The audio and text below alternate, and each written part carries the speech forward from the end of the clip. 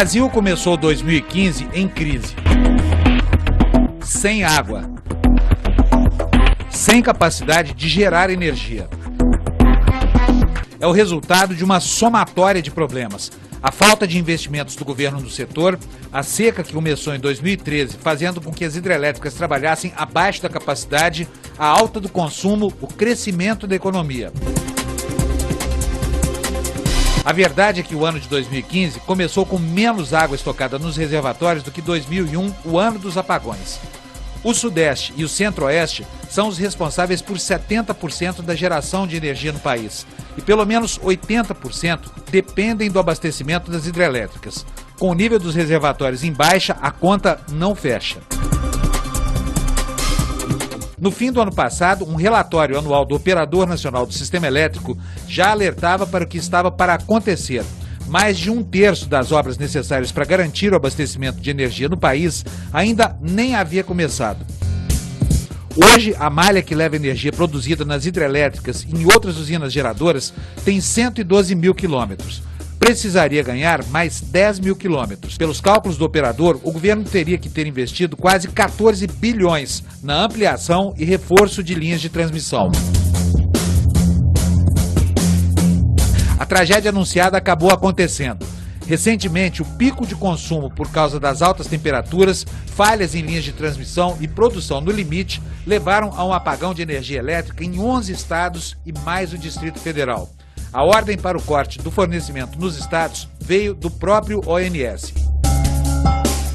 Apagões já fazem parte do calendário de verão brasileiro. Entra ano e sai ano, para o Ministério das Minas e Energia, o discurso é o mesmo. Não enxergamos nenhum risco de desabastecimento de energia no país. Nenhum risco zero. O nosso sistema elétrico está suficientemente robusto para dizer que nós não teremos racionamento mais uma vez no ano de 2015, em que pese todas as dificuldades climáticas. As principais fontes de energia no Brasil atualmente são as hidrelétricas, que dependem de água, e as termoelétricas, que funcionam à base de combustível fóssil. Os investimentos em energia eólica, nuclear e solar ainda são muito tímidos. Mas com o aumento da população e consequente consumo, essas alternativas voltam para a pauta do dia. Segundo estudos da Organização das Nações Unidas para Alimentação e Agricultura, em 2050 a população vai chegar a 9 bilhões de pessoas. Para isso, nas próximas décadas, o aumento na produção de alimentos terá que ser da ordem de 60%, a produção de energia de 50%, e os recursos hídricos disponíveis para a população vão ter que crescer pelo menos 40%. Preocupado com o colapso de energia no Brasil, o governo criou um comitê de acompanhamento hídrico. Diariamente, acompanhando o nosso ritmo climático, trocando informações com cientistas, buscando informações para que nós possamos ter cada vez mais uma calibragem no nosso planejamento.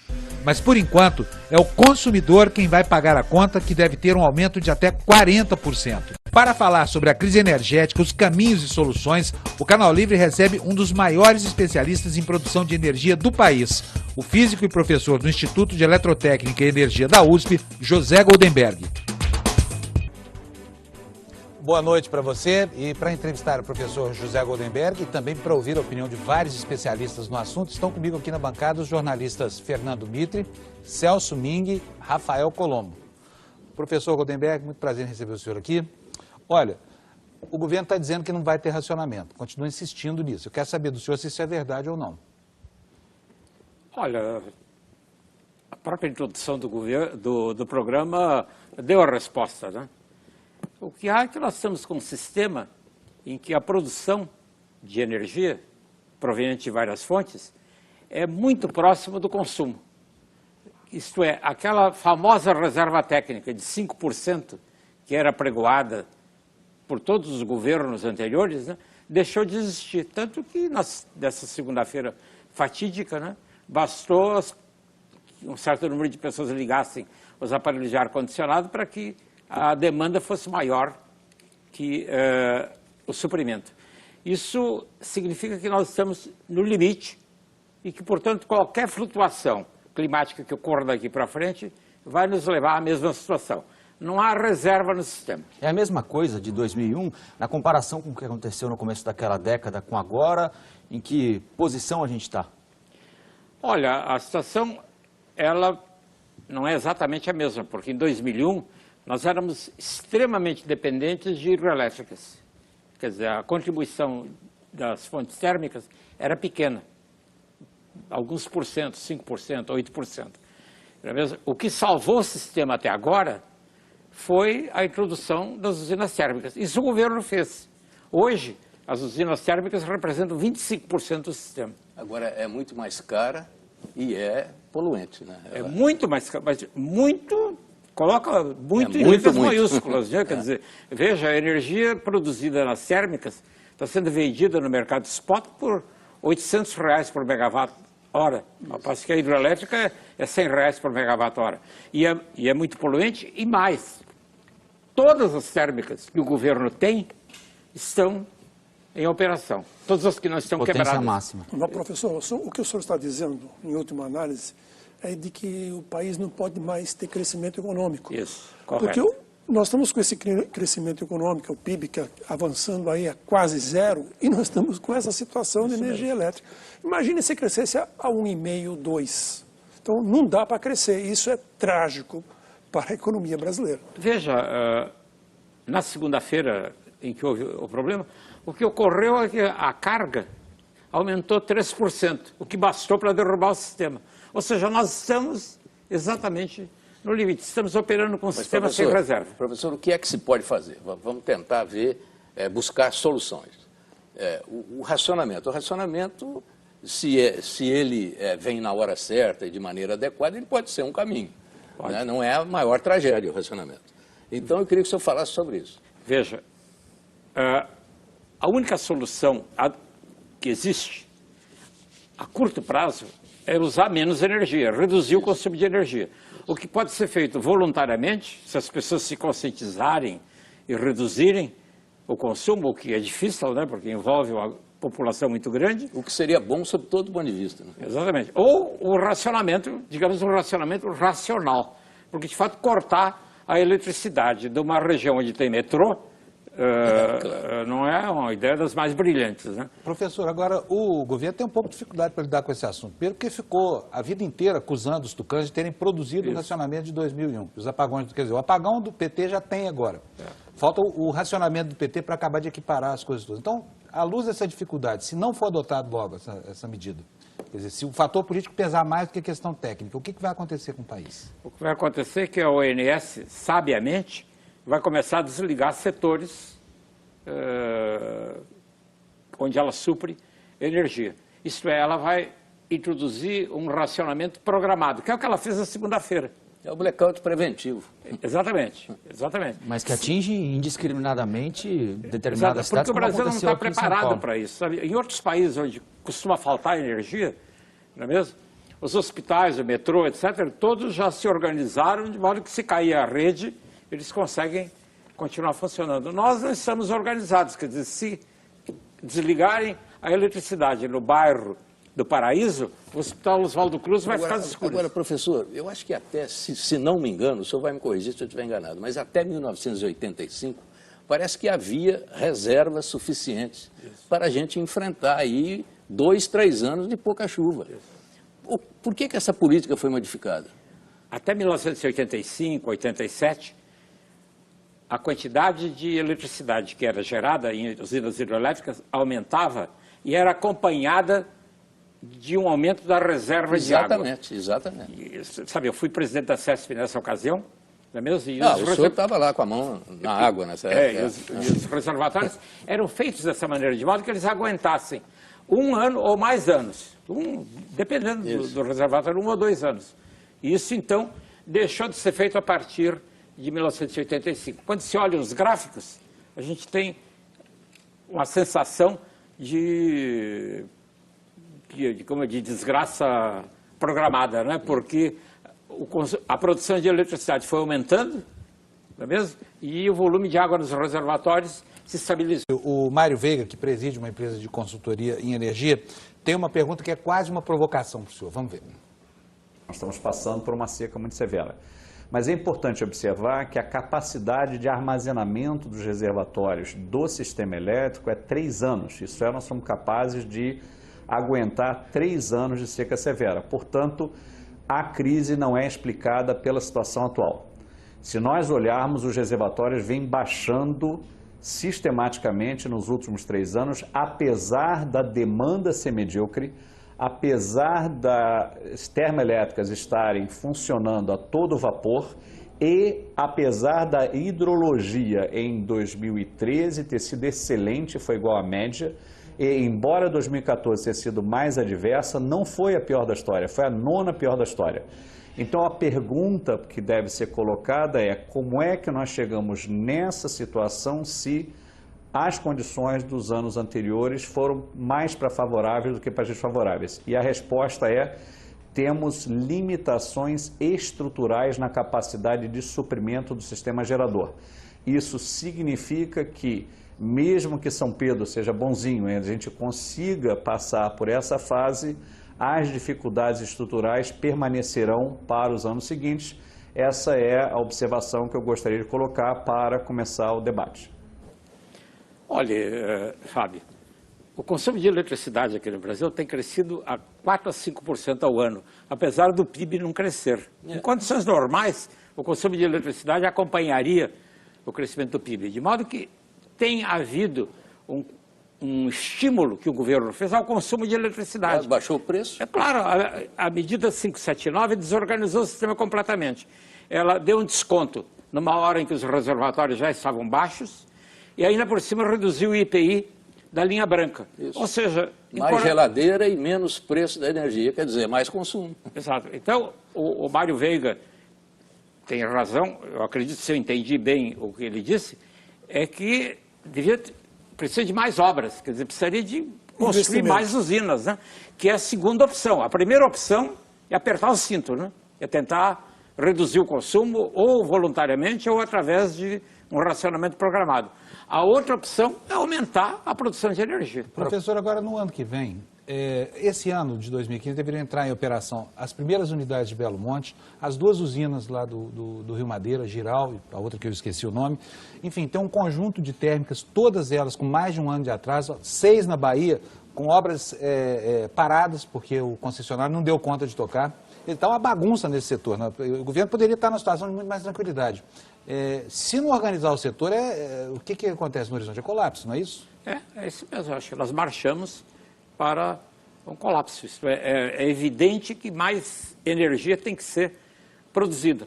Agora, veja, isso está ligado com uma questão que eu acho que tem um fundo ideológico importante, né?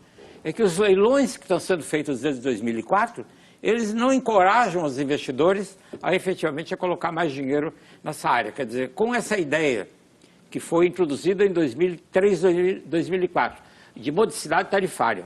Há um livro escrito pelo Thomas Kim, que é o presidente da empresa de pesquisa energética, e cujo coautor é a presidente da República, Dilma Rousseff, que explica qual é a teoria.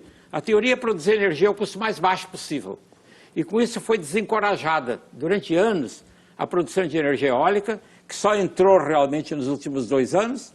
A energia da biomassa foi negligenciada também, não é mesmo? E a energia fotovoltaica está gatinhando. Enquanto a termoelétrica, que é a mais cara, está aí respondendo por 25% do consumo. Exatamente. Agora, tem um outro problema também, que é o seguinte: os reservatórios dessas novas usinas são menores do que poderiam ser, Sim. por pressão de vários tipos. Eu me lembro que o senhor, talvez aqui no Canal Livre mesmo, o senhor tenha dito que esses movimentos organizados, ambientalistas, precisam começar a entender isso, que a hidrelétrica ela é melhor do que qualquer uma outra energia, e que precisaria realmente investir nisso. Mas há limitações aí muito sérias. Belo Monte, por exemplo, vai ter um reservatório menor do que devia ter por causa de pressões políticas. Praticamente não vai ter reservatório, é fio d'água. É fio d'água, exatamente. É fio d'água, quer dizer, quando não tiver água no rio, ela não vai gerar, ela vai gerar metade do ano. Mas, professor, o problema é concepção, ideologia, é planejamento, falta de planejamento, é má gestão ou é falta de dinheiro? Olha, O que me assegura é que não é falta de dinheiro, não é falta de organizar esse sistema de uma maneira adequada. Eu diria que é falta de planejamento. Veja, aí vamos usar o argumento de que pessoas de cabelos brancos como eu vivem no passado, né? Mas, de fato, no passado, a Eletrobras tinha não só a capacidade de planejar, como tinha o dinheiro para realizar as obras, né? Agora o planejamento é feito no lugar, o dinheiro vem do PAC, vem do não sei aonde, tem a ANEEL, tem uma variedade de órgãos em que realmente é muito difícil se movimentar. Aproveitando esse assunto, desculpa, Rafael, eu já vou te dar a palavra, mas é porque eu tenho aqui uma coisa que tá bem casada com isso que a gente está abordando. O agrônomo com doutorado em ecologia, Evaristo Miranda, nos deu aqui um depoimento sobre a questão da energia. Então vamos ver. Nos últimos 20 anos, devido a uma visão ambientalista estreita, o Brasil abdicou de construir grandes lagos, de construir reservatórios junto com as suas hidrelétricas. A maioria das barragens agora são a fio d'água. Então, quando tem água, o rio está cheio, gera energia. Quando o rio baixa, para de gerar energia. O resultado disso é que nós perdemos a capacidade de regular o sistema hídrico no Brasil, tanto para a geração de energia elétrica e também para o abastecimento urbano.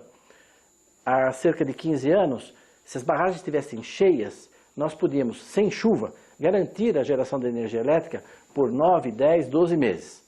Já no início dos anos 2000, essa capacidade caiu para 6 meses. E atualmente ela é da ordem de 3 meses. E as barragens não estão mais cheias.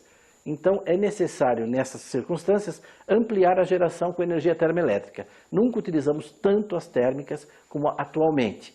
Isso causa poluição, emissão de gases de efeito estufa, aumenta o custo da energia. Isso chega no bolso do consumidor e impacta a competitividade da economia brasileira. Por isso é necessário que o país volte a construir reservatórios de água. Isso é essencial para que a gente possa regular melhor o sistema elétrico, ficar menos vulnerável às flutuações climáticas e garantir um melhor abastecimento de água. Bem dentro do que o senhor falou. Né? Vai lá, né? Complementou o que o senhor disse. Professor, o ministro Eduardo Braga disse na semana passada que há como trazer energia, por exemplo, da região norte do país, onde as usinas estão funcionando bem, com um bom volume de água, aqui para a região sudeste, por exemplo, para São Paulo, para o Rio de Janeiro, e que aquele apagão da segunda-feira retrasada se deu a partir de um problema no equipamento em Tocantins, numa linha de transmissão que traz energia de Tocantins aqui para o sudeste no momento de pico de consumo. As nossas linhas de transmissão têm condições de trazer energia, por exemplo, do sul, onde tem chovido bastante, do norte, onde tem chovido bastante, aqui para o sudeste do país, garantir o atendimento dessa região aqui? A resposta é sim. Em 2001 não havia essa condição, o que ajudou a agravar o problema. Agora, olha aqui, o ministro disse que houve um problema lá em Tocantins, né? A ONS declarou que não tem problema nenhum, viu? O que houve é que realmente... Ele confirmou na quinta-feira que teve um problema no banco de capacitores em Tocantins. E aí foi consertado, mas que não foi bem consertado. Ele reconheceu na quinta-feira dessa semana. O equipamento estava dando de problema novo, desde o ano passado. É um sistema que é o raio que cai. É um sistema que está no limite, né? Quer dizer, não tem folga nenhuma, né? Quer dizer, basta um banco de transformadores lá apresentar um probleminha que cai a energia em 9 estados, né? Isto é, nós estamos efetivamente no limite. E precisamos aumentar a reserva. O ministro quer tranquilizar o país, mas assim, é notório que existe problema, não é só na geração, é também na transmissão, né? São 12 bilhões que o Brasil precisa de investimento hoje para compensar as deficiências da rede de transmissão. O senhor diria que há problema, continuando o anúncio aqui, há problema de manutenção no sistema? Ah, sim. Manutenção é o patinho feio das empresas de eletricidade. Isso é gravíssimo, né? É gravíssimo, claro, né? E frequentemente o Ministério culpa um raio caiu lá, etc. Raios não causam apagões. O que causa apagão é uma manutenção ordinária em que o isolante tem um defeito. Porque se ele não tivesse defeito, o raio simplesmente seria desviado para o solo. Agora, o que acontece, lendo as declarações do ministro, do secretário-geral do Ministério, etc. e tal, eles usam muito dados nominais. Eles sempre se referem a que não deveria haver problema. Não é mesmo? É como nos reservatórios. Alguns deles dizem que os reservatórios têm bastante água, né? Os reservatórios podem até parecer que tem bastante água, não é mesmo? Mas eles foram assoreados e há anos que não se fazem Quer dizer, medidas... a gente acha que tem uma capacidade de gerar energia que não tem. Exatamente. Mas o ministro de Minas e Energia é o entrevistado do Canal Livre do próximo domingo, então ele vai poder responder isso aqui, né? Agora eu queria que o senhor explicasse, o professor, como é que funciona o sistema de proteção de toda essa linha de esse conjunto de linhas de transmissão. Olha, o sistema de proteção é como o que nós temos na nossa casa. Isto é... Fusível. Tem fusível. É disjuntor. São os fusíveis sofisticados, etc. Mas no fundo é um fusível. Se por acaso houver um curto-circuito por alguma razão lá, não é a luz do quarteirão toda que cai, né? A luz que cai é da sua casa, né? O seu fusível desliga.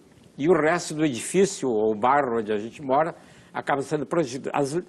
As linhas são assim. Mas não é o caso, lá não é a teoria do dominó, cai um, vai cair no outro? Ah, pois é, só em sistema feito por gente não preparada, né? Evidentemente, já aconteceu nos Estados Unidos, são situações extremas. Mas né? Aqui é assim, se Sim, não desligar, vai desligando tudo. É claro, mas os sistemas são desenhados de uma maneira que eles se autoprotegem, né? Agora, a manutenção é um grande problema. Num desses apagões que ocorreu, eu creio que os 2 anos, não é mesmo? Houve lá um problema de manutenção e o técnico esqueceu de colocar ele na posição adequada.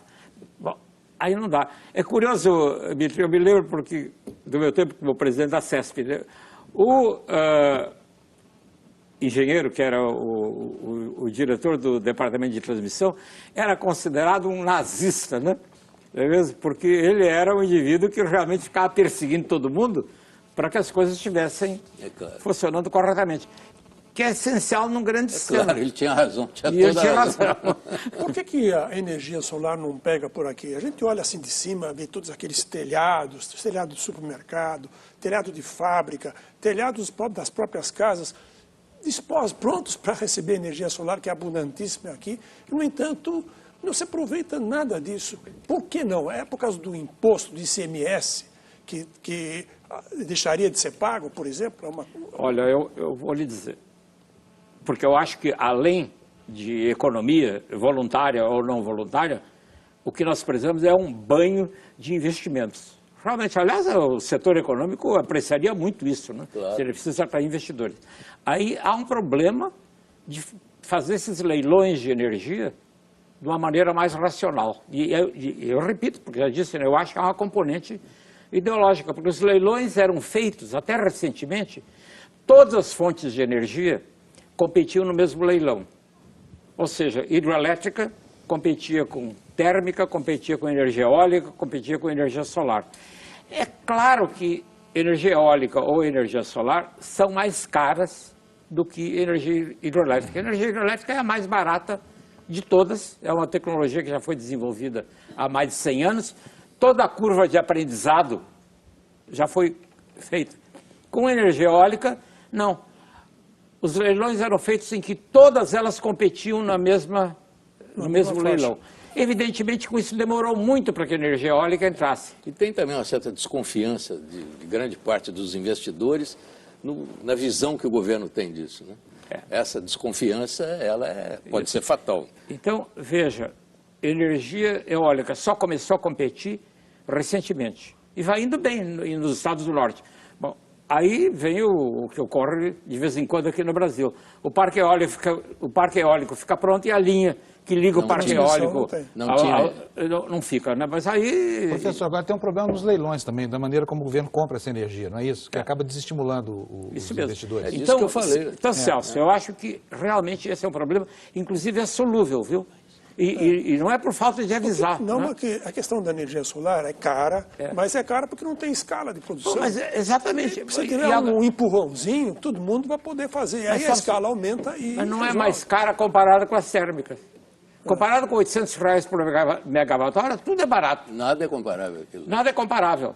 Então, veja, nós temos não só energia eólica, que poderia ir mais rápido, nós temos energia da biomassa, que podia ir mais depressa também, e energia solar. Sabe, no Japão, que é um país onde... Eu nunca vi sol do Japão, né? Tem gente que viu, mas... Tem a bandeira. Na bandeira, bandeira tem. No Japão, energia solar, colocando painéis no telhado, está entrando violentamente. Agora, vai reduzir... O ICMS. Vai ter problema com o ICMS, né? Porque quem produz acaba não pagando Claro, imposto. Exatamente, ele produz para si mesmo, né? As empresas não gostam. Nos Estados Unidos, no estado de Texas, que é um estado que é muito ensolarado, a Eletropaulo local, a empresa de distribuição, mudou de jeito de operar, porque ela deixou de vender eletricidade. As pessoas geravam a sua própria eletricidade. Elas agora estão ganhando dinheiro fazendo manutenção. Mas numa hora dessa, em que nós estamos à beira de uma crise, se já não estamos numa crise, não é o momento propício para entrar com essas coisas. E aí a receita, a meu ver, é simples, viu? Tem que simplesmente fazer leilões por fonte e dar a cada uma dessas fontes um valor por megawatt-hora, por quantidade de energia, que seja atraente. Eu acho que isso até iria o setor privado separadamente. Professor, o Brasil é o 4º país do mundo em produção de energia por fontes renováveis, segundo o Ministério das Minas e Energia. E uma professora de engenharia elétrica da USP, que é uma das maiores entusiastas desse assunto, deixou aqui uma pergunta para o senhor. A eólica é uma das alternativas que vem contribuir na diminuição da dependência dos recursos hídricos na geração de eletricidade. Hoje, a eólica participa em 5% da matriz elétrica e a previsão até 2022 é que a participação da eólica na matriz elétrica seja em torno de 22%. Em 2018, com todas as usinas que já foram vendidas até agora, a eólica vai atingir uma capacidade instalada de 15 gigawatts, que é basicamente a potência instalada da usina hidrelétrica de Itaipu. Gostaria de fazer uma pergunta para o professor Goldenberg, o que ele acha de intensificar a participação da geração eólica na matriz elétrica brasileira, a exemplo do que vem ocorrendo na China. Acho ótimo, mas veja, 15 e ela deu megawatts... dados entusiasmantes aí. Nós podemos chegar não está a 22%. entusiasmando demais, não? Acontece que 15 gigawatts, 15 mil megawatts, quer dizer, uma usina de Itaipu, ela não é a mesma coisa, porque as usinas eólicas só geram... Quando tem vento. Quando tem vento. E elas só geram, efetivamente, cerca de 25% do tempo. Uma usina como Itaipu gera 60% do tempo. Então, comparar 15 mil megawatts de energia eólica com 15 mil megawatts de Itaipu, não é a mesma coisa. Agora, 2022 está muito longe, até lá nós vamos morrer no escuro, né? Seria preciso acelerar esse processo, e aí eu acho que é um problema, não é um problema de eletricidade, não, é um problema de fazer esses leilões de uma maneira correta.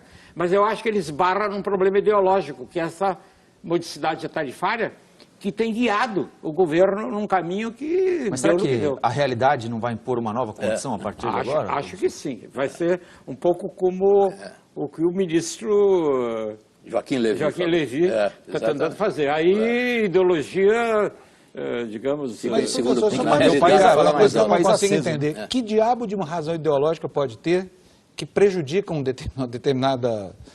forma de geração em detrimento de outra. Que onde pode ter ideologia nisso? Uma é comunista, outra é socialista, outra é energia barata para os pobres. Sim, mas não tem a barata mais. Pois é, não tem a barata mais. Não, mas a ideia, digamos, ignora um fato fundamental, é que as tecnologias são diferentes e tecnologias diferentes têm custos diferentes. Agora, elas estão se tornando competitivas, viu? A energia eólica seguramente já é competitiva, tem entrado bem nos leilões, mas as outras ainda não. Mas 5% da produção total já é uma participação. Só que ela funciona 25% do tempo. Professor, o senhor falava aqui de preconceito de natureza ideológica contra uma forma ou outra de energia. Eu queria tocar num assunto com o senhor. Foi demonizada durante anos a energia termonuclear, a energia que as pessoas falam, energia atômica, energia de Angra dos Reis. Falam, aliás, errado, porque não é atômica, é nuclear, né? O que tem de errado com essa energia? Ou ela pode ser ampliada na matriz para ajudar a compor esse quadro que vai abastecer o país no futuro? Olha, alguns países adotaram essa opção. São países que não tinham nenhuma outra alternativa. Então, o Japão fez isso. A França fez isso. Entendeu? E o que acontece é o seguinte, é que a energia nuclear, quando funciona bem, ela produz energia que é limpa e não emite poluentes. Sucede que quando ocorrem acidentes nucleares, eles são de uma dimensão que não se compara em nada com acidentes que ocorrem com os outros tipos de energia. E esse é que é o problema. Quer dizer, quando ocorre... Então é a possibilidade de um acidente. Exatamente. E acontece que, apesar de todos os esforços de engenharia de fazer esses reatores cada vez mais seguros, não é mesmo? Nós temos tido grandes acidentes a cada 25 anos. Pois é, professor, mas nós também temos barragens estourando por aí a todo momento. Pois é. Grandes barragens. Por exemplo, a usina de Itaipu, se estourar o dia que acaba com a Argentina inteira. Né? Bom. Não é por isso que deixaram de construir Itaipu ali. Não, eu sei, mas aí que está. É que energia nuclear, a percepção que existe em relação à energia nuclear é diferente. Entende? É como um avião. Quando você toma um avião, há o risco dele cair. Houve só 3 grandes acidentes até hoje na história, que foi Chernobyl, 3 Mile Island e o terceiro que foi o do Japão, Fukushima. Pois é, mas quando ocorre um acidente desse, ele é de grandes proporções, ele afeta populações inteiras, não é mesmo? E, ao que tudo indica, afeta não só a população que é diretamente atingida, mas eventualmente... É claro. Mas aqui no Brasil, o que o senhor vê alguma perspectiva para a energia nuclear? Aqui? Bom, ela era cara até recentemente, agora nada mais é caro, né? Não é mesmo? Mas o que há que energia nuclear no mundo todo, ela está sendo reexaminada, né? Quer dizer, realmente a expansão de energia nuclear cessou nos países da OECD, está sendo desativada em vários países, justamente por causa da percepção da população. Acontece que, por mais que os engenheiros tentem demonstrar que ela não é perigosa, e que, afinal de contas, mais gente morre minerando carvão do que morre em acidentes nucleares, essa não é a percepção, e, de fato, com problemas humanos, não se pode colocar as coisas dessa maneira.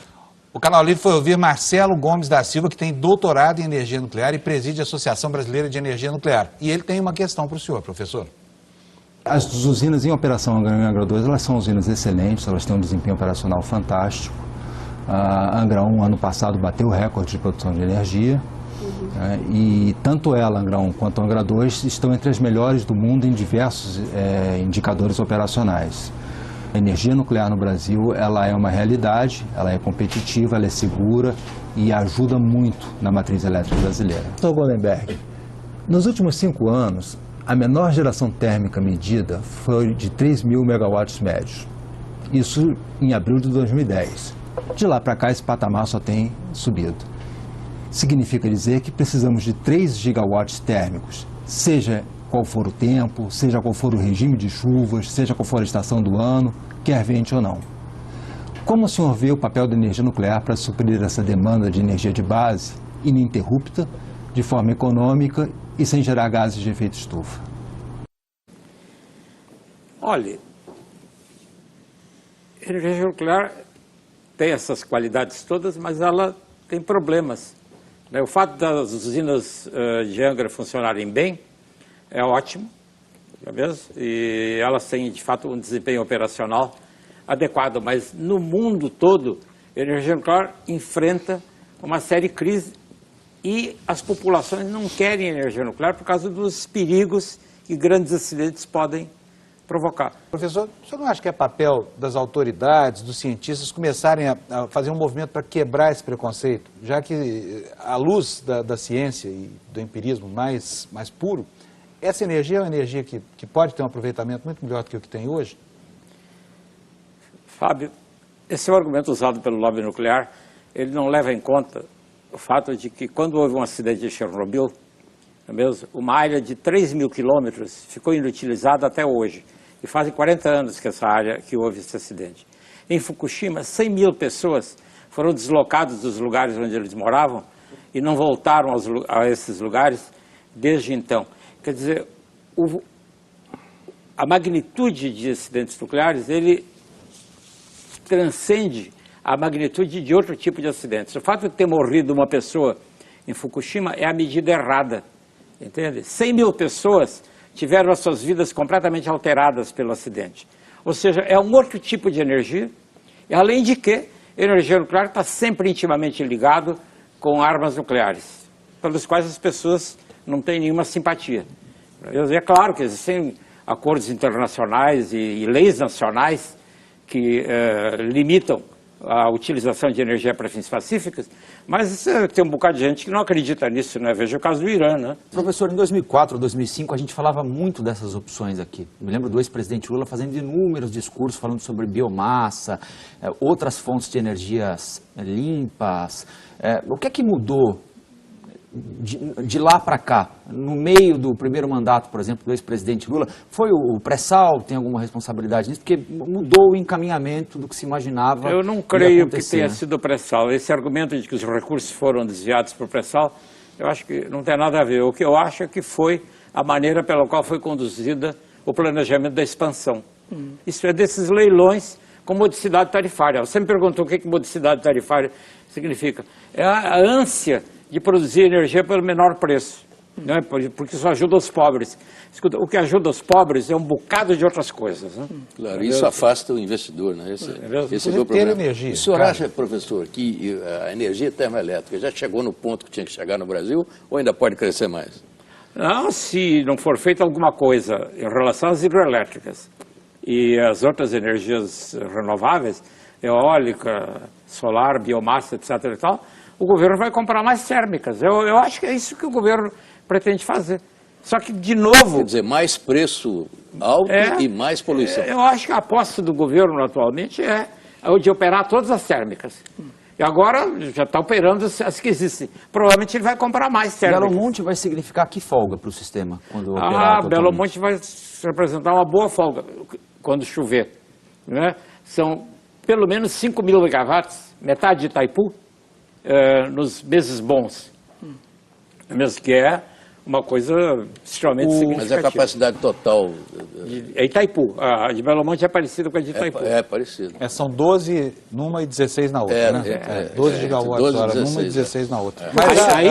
Mas Belo Monte não vai funcionar 4,5, né, professor? Vai chegar por causa de não ter reservatório. Aí, Fábio, é que eu acho que o governo precisaria se empenhar e esclarecer a população que construir um Belo Monte com reservatório vai afetar 30 ou 40 mil pessoas, digamos, vai, em princípio, até prejudicar essas 30 ou 40 mil pessoas, que vão ter que ser relocadas, mas ela vai beneficiar 5 milhões que moram no Rio de Janeiro, em Belo Horizonte ou em São Paulo. Essa é a comparação que tem que ser feita. Claro, e essa ideia que é muito simples e objetiva, ela não chega. O governo não põe essa ideia. Exatamente. E é claro que as pessoas que moram perto de uma usina são muito mais organizadas politicamente do que esses 5 milhões que estão espalhados pelo Brasil todo. Professor, vamos pensar um pouco no pior também. Se tiver que racionar, como é que se administra o racionamento? Lembro do ministro Pedro Parente, lá em 2001, fazendo uma certa administração. Não sei se foi bem feito ou se não foi, mas como é que administra uma coisa dessa? Começa como, atinge que tipo de pessoas, como é que pensa isso, politicamente inclusive? Pode repetir a pergunta que encerrou o bloco anterior, por favor? Pois é, a minha questão é sobre racionamento. Se tiver que racionar, como é que a autoridade pode administrar, como é que faz esse planejamento, como é que se comunica com o consumidor, como é que distribui a ração? Olha, a primeira coisa é cortar a energia dos setores que são muito intensivos no uso de eletricidade. Existem certas fábricas, né, que consomem o equivalente ao que uma cidade consome. Então, essas é que serão prejudicadas. Isso, naturalmente, tem uma consequência imediata na economia. Mas elas não afetam a população em geral. Mas, em tese, é quem produz mais também, né? Também. No momento em que a economia já está derrapando, seria fatal, né? Não, é uma coisa grave. Mas ela não afeta a população diretamente. E a outra é ir cortando de uma maneira periódica. Isto é, corta um bairro durante um dia, depois corta outro bairro no outro dia. Mas aí, se isso for feito, vai ser preciso tomar providência para não cortar setores que são essenciais. Sabe, em países como a Colômbia, que tem problemas de falta de energia permanentes, a quantidade de geradores diesel que existem é fenomenal. Simplesmente a gente anda pelas calçadas, mesmo na própria calçada, as pessoas colocam geradores diesel, né? Então, é esse tipo de administração. E aí é preciso decidir quem é que sofre mais, se a indústria vai sofrer mais ou os usuários. Professor, tecnicamente, a gente teria que esperar março ou abril para saber se vai ter racionamento ou não, né? Porque é quando termina o período de chuvas. Tudo indica que vai ter, mas pode ser que não tenha. No caso de ter esse racionamento, o senhor acha que isso não impediria definitivamente uma recuperação da indústria? A indústria está aí patinando, tentando começar a crescer. Se enfrentar um racionamento, como o senhor acabou de falar, não seria um empecilho para a indústria se recuperar? Seguramente, seguramente. De modo que é aquela história, né? Se correr o bicho pega, se ficar o bicho come. Graças a Deus temos uma recessão aí no horizonte. A recessão está ajudando, né? Agora, eu acredito, né, voltando à sua pergunta, né, que o governo, a única coisa que o governo está vendo é comprar mais termoelétricas, viu? Enquanto que eu acho que essas outras soluções, né, mudando a sistemática de leilões e se resolvendo os problemas do CMS, que também não é nenhuma coisa do outro mundo, né, haveria uma explosão em investimentos em energia renovável. Que não é um bom caminho, né? Convenhamos. Professor, o engenheiro Cláudio Salles, do Instituto Ascend Brasil, também deixou um depoimento que nós vamos ver agora. Professor Goldenberg, o sumário que eu faço da situação atual é o seguinte: uma semana faltou capacidade para atender a ponta da demanda, tivemos um apagão. Para prevenir e evitar que uma situação mais dramática aconteça, seria pensar num racionamento, definir qual a profundidade do eventual corte de energia, né, acompanhado com os arranjos que tem que ser feito de redução equivalente dos contratos, para que uma decisão como essa não desmonte o setor elétrico de vez. É um trabalho que eu entendo deva ser feito sob a liderança forte do governo, mas com a participação dos agentes, geradores, transmissores e distribuidores, assim como dos consumidores. O governo não tomou essa iniciativa, enfim, ele sequer trata do assunto, acho que com medo da palavra, racionamento. O senhor não acha que estava na hora de tratar a questão com serenidade, contando com as melhores cabeças para desenhar um caminho alternativo caso a situação se agrave ainda mais? Esse governo tem seríssimas dificuldades em fazer isso, porque é disso que ele acusa o governo anterior. É um problema psicológico seríssimo, né? Bom, não só psicológico, como eleitoral. De modo que é evidente que... Não, mas na área econômica ele critica e tal, o governo anterior, o candidato adversário, e está fazendo o que tem que ser feito. Então é possível que os fatos se imponham, né? Mas eu acho que o que seria melhor, evidentemente, seria o governo vir e colocar o problema com toda a transparência para a população. O senhor tem alertado muito, chamado a atenção para a questão da energia da biomassa, e o professor Ed Rego, que é da Escola Politécnica da USP, tem uma pergunta para o senhor sobre essa energia do bagaço da cana que nós vamos ver agora. O setor da cogeração a partir do bagaço da cana-de-açúcar já atinge hoje no Brasil um potencial de aproximadamente 10 gigawatts. Tá? E como é que ela funciona? Você tem a indústria de açúcar e álcool, né? E a indústria de açúcar e álcool, ela na sua caldeira gera vapor, e a partir do vapor você pode instalar uma turbina e um gerador para gerar eletricidade para as próprias moendas. Como hoje as caldeiras estão crescendo, cada vez com mais vapor, elas têm excedente de vapor que você pode, então, eventualmente fazer um excedente de energia elétrica. Bom, então essa fonte vem crescendo nos últimos 10 anos, só que se você pegar ao longo desse período, nos últimos 3, 4 anos, né, é uma fonte que tem sido menos aproveitada pelo governo, tá?